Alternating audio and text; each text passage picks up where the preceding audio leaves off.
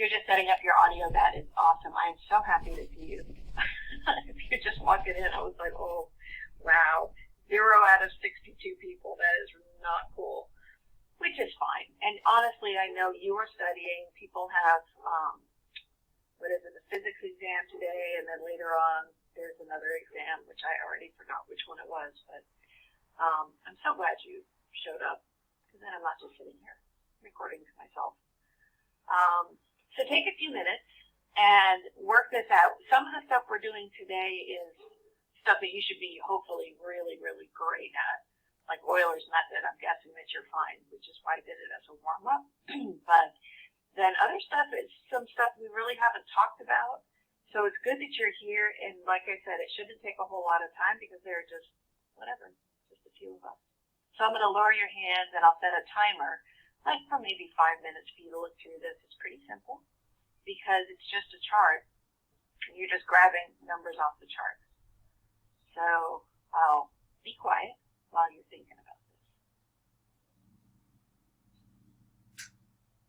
Also, when you get your final answer, just type it in and then hold off to hit send, and then you guys can send it all together.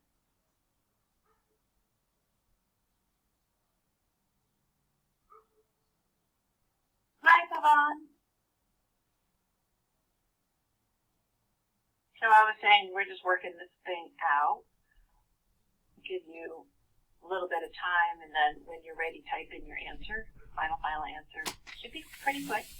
You're just reading stuff off the table, making sure you're good with it. My guess is there will be something along the lines of this.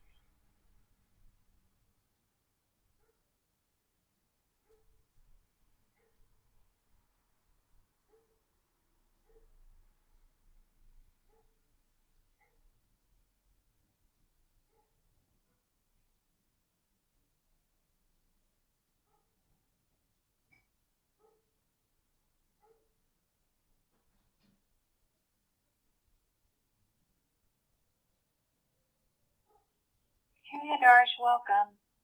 We're just working on this one Euler thing. It's actually part of a whole question, but I thought it was an easy enough one to do as a warm-up. So as soon as you're ready, you can just type your answer in.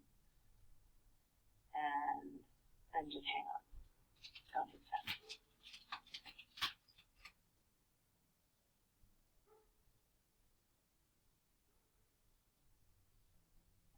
Look at all these fabulous people. You guys are real troopers. So just type your final answer in and then hang on.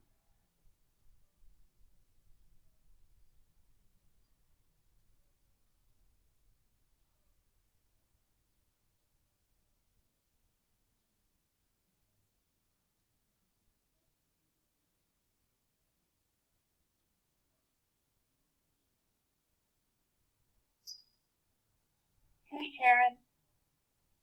People are just working this out, typing their final answer, and then holding off.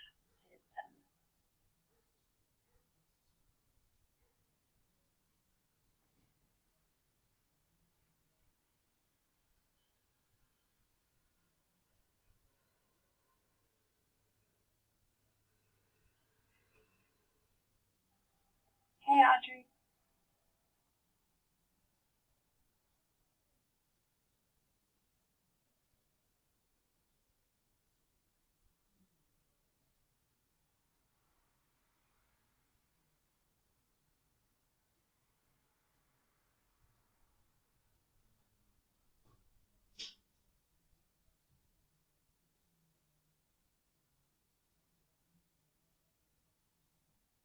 So, Taryn, as soon as you're ready, just type in your final answer, and I'll know if you typed it in because your little bubble will pop up.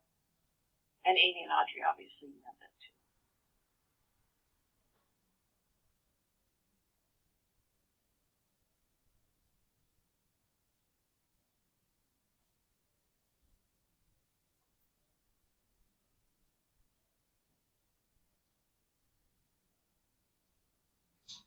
Taryn, are you doing okay?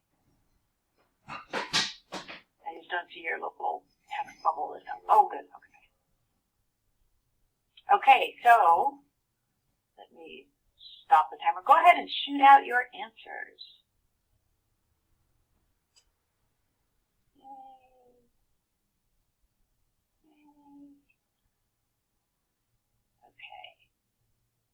So the way that it's written in the solutions, to me, it's like all sideways. So I wrote out my solutions also. So 7.6 should be your final answer. So if you got that, you are correct. So remember, it just means start at 4, and you're reading the table. So you're saying, okay, 4, 5, here's that point. And you're doing a step size of 0.1, which was very convenient because 4 and 4.1 were on the table. So you look at the derivative, which is 12. So the derivative is 12. 12 times delta x, so 12 times 0.1 gives you 5. So from here, add the 1.2, you get 6.2. And then your next dy dx, if you had a function, you would actually figure it out. Here you don't, so you're just going to use the table and go to 4.1 and read down to 14. So 14 times delta x gives you 1.4, so you grab the last y value that you had. It's an iterative process, so it's something you do over and over again. Grab 7.6 and you're done. Okay, so this is your final answer. And notice how they wrote it. And this is stated a lot in the AP reviews. If you've been watching those reviews, there are quite a few of them. There are 33 to be exact. AP reviews and then some AP questions on College Board, which if you search for it, it's like really obvious which ones they are. It's a whole series and they're good. And they make a big deal out of the wiggly equal signs. And it's not that it's not acceptable. It's actually not true to say equals. So it's approximately equal to 7.6 because you've done a method that you're doing an itty-bitty step size and you're just approximating. Okay? Questions, problems? Give me a check mark if you've got it or now you understand what is going on. The check mark is good.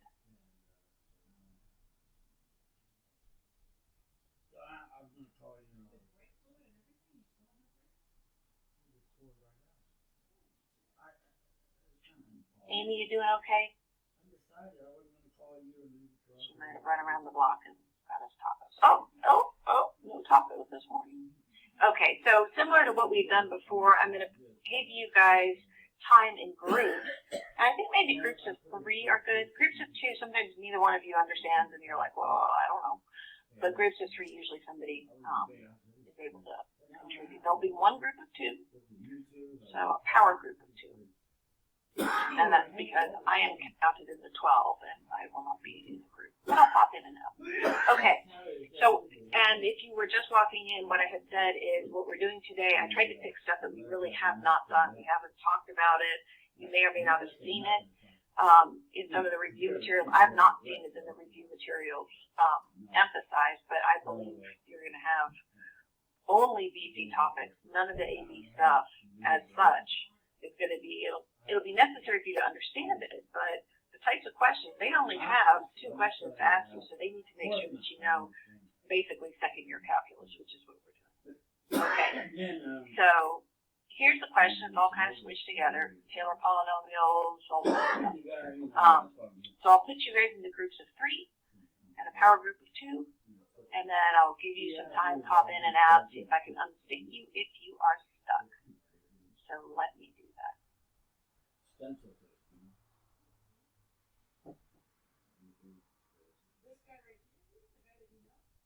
know them all. Yeah.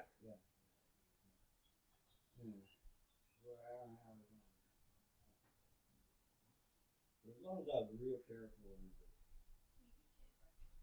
I know that. You think? We're just so damn long. But it is, but kind of used to it. I'll have to go back. So I'll go back through this for the recording so that you guys have the screenshots for this. Okay, the very, very last thing I wanted to point out, and this is the very last thing before you run away, I did upload this. So this is stuff that you, some of it you've already seen if you open the document. They talk about using serif font, which means fancy stuff. So it's serif font, which probably, I'm guessing that serif font for B would look like B would look like that. If it were not serif, all the same. that's not. So It's just fancy versus not fancy. It's just easier for them to read if you're keyboarding. And then these things, you guys know because you are smart people. My poor little people in summer school do not know this, but if you don't have parentheses, this means 3 minus 2/5, not 3 minus 2 divided by 5 minus 2. So parentheses are really important. You can write in the word pi. If you can't do that, infinity, write it all out. Don't just put p, because that's not standardized. I would go write this whole thing out, cube root of blah, blah, blah, whatever. Or obviously to the 1/3 power. What else? So basically write it out. Don't worry about not having the infinity sign, if you're keyboarding. If you're not, then who cares, right? You're just writing it and taking a picture, which is what I would have done. And then the last thing would be this integral from A to B. You can write it out, but don't write A dash B. So that's it. That's all I got, which is fun. So good luck. I'll be thinking about you. I'm not holding class next week, next Tuesday. I'm not planning to hold class. I'll send out a thing about that. You guys can use a break. And then we will meet after that. So I will stop the recording momentarily.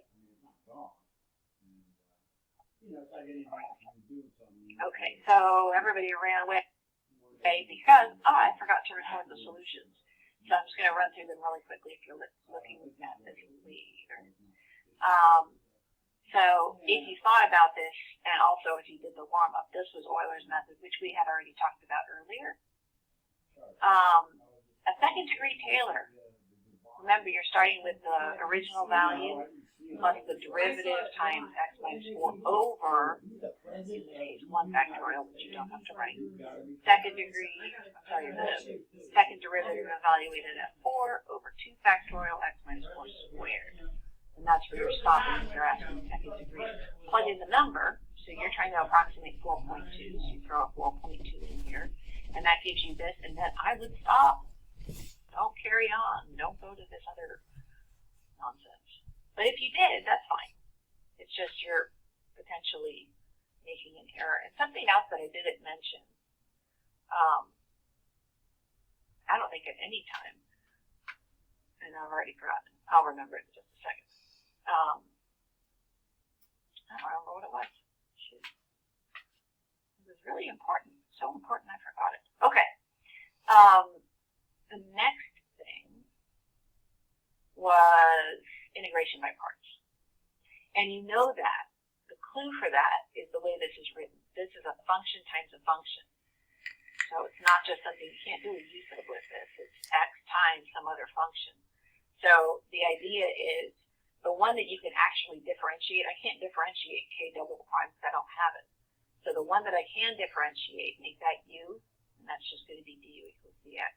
For the dv, well, the one that you can integrate, because remember you integrate this, I've got k double prime, so I can find the integral value in k prime.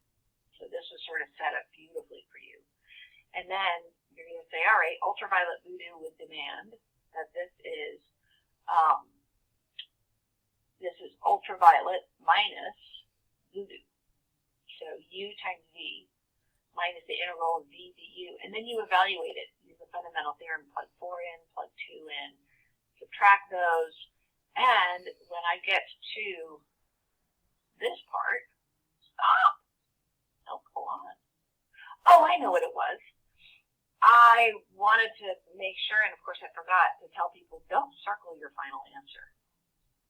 I know that sounds really weird, but don't circle it, because let's say your final answer was secretly up here and you circled this, then they often will look at the circle thing and say, oh, that's what they thought the answer was. And then if it's not correct, so stop when you get to here. And you don't have to circle everything, just let them find it on the page. But anyway, so like I said, I would not carry on. So I'm not saying that this is wrong. What I'm crossing out is not wrong. It's just not necessary. So, like this part, not necessary. And then this last one, saw a lot of good work. Unfortunately, you can't see the work, but that's okay. So this was a really simple one in the scheme of things because you were just writing an integral and you have, you didn't have this one. So if you want to work this one out, I forgot that I included this. This was a cross-section that are squares on the base. We've done so many of these. This is just side squared, which is this function, which is determining this length squared from -2 to 0. So that was so simple, and we've done them. I didn't want to spend the time on them, but if you're watching this, then that's another part of this. It didn't need you to evaluate it, so you stop right there. And then the last thing you did have, I believe, this I wanted to go over because the axis of rotation was not flush against the curve, so you had a big radius minus a little radius. So your big radius was 1 minus the function. So you were around 1. There's a big hole in this. So if I had drawn it, let's see if I can actually draw it. See, now I can talk a lot because nobody's here and I'm not wasting their time. I'm wasting your time instead. Isn't that fun? So I've got a big hole. Here's the rest of the graph if we're doing this. And it would be this thing from here to here with a big hole. So from the axis of rotation to the curve is this. So that's the 1 minus the curve squared independently from the little one. So the little radius is right here. There's my R. The other one is my big R. And then it's big R squared minus little r squared. And remember, it's just pi r squared, so don't forget the pi. So that is that. So, I have an arrow. So big radius squared minus little radius squared, and then stop. Don't forget your pi. You're going from -2 to 0. Not a big mystery. The next part, though, we haven't talked about. So this is arc length. You remember arc length, it is the square root of, well, I can just show you, but 1 plus the derivative of the function squared. So your original function that they gave you was this. You take its derivative and square it, stick it under a square root, and then they said, right, but do not evaluate. So this part, and notice you're going from -2 to 3. So you're going from here up to 3. So you got to include the circle, so circumference of a circle, and then this distance. So you're grabbing this arc length, which is the square root, plus the circumference of the circle, plus the distance from 2 to 3, which is you can do the distance formula for that. So that's what this is. Bam. And then stop. Stop, stop, stop. You do need to give the pi in the square root of 10, but you don't have to evaluate this. Even though they went on, right? So on 0 to 2, blah, blah, blah, blah, who cares? That's it. I don't know why they're doing this stuff, but that's okay.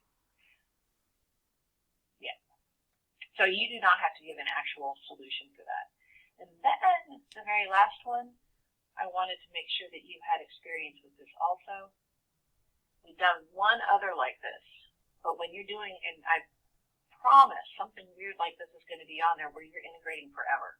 So you've got a starting point and you have no ending point. And you guys know sometimes they diverge and sometimes they don't. Sometimes you actually get an answer. So when you're doing this, set it up so you have the limit. So you can write this, but then your work has to have the limit and keep the limit until you actually take it. So the limit of the integral of this function as b goes to infinity, so make a dummy variable b, banana, whatever, basketball. And then take the limit of that, use your fundamental theorem.